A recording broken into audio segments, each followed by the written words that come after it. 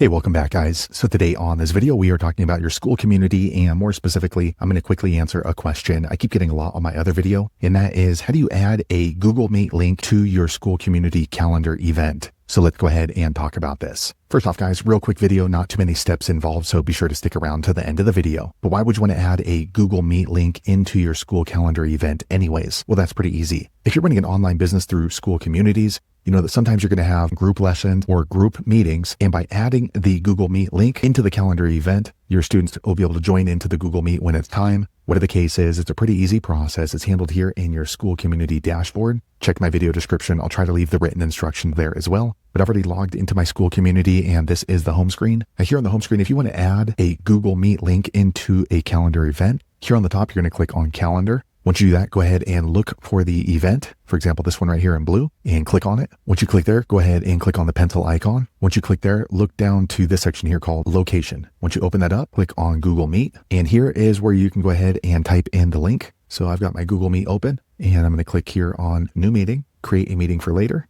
Okay. And then we're going to go ahead and copy the link, and we're going to paste it right into here, and we're going to click on save. So that way, when my users end up in this school calendar event, they're going to be able to join right into that Google Meet. So there you have it, guys. If you're wondering how to add a Google Meet link into your school calendar event, that's the easiest way I know how to do it. If you know an easier way, be sure to leave a comment below. Let the rest of us know how you did it. Hopefully you found that video useful. If so, click thumbs up, or maybe consider subscribing to my channel, and I hope to see you on the next video. Thanks again for watching.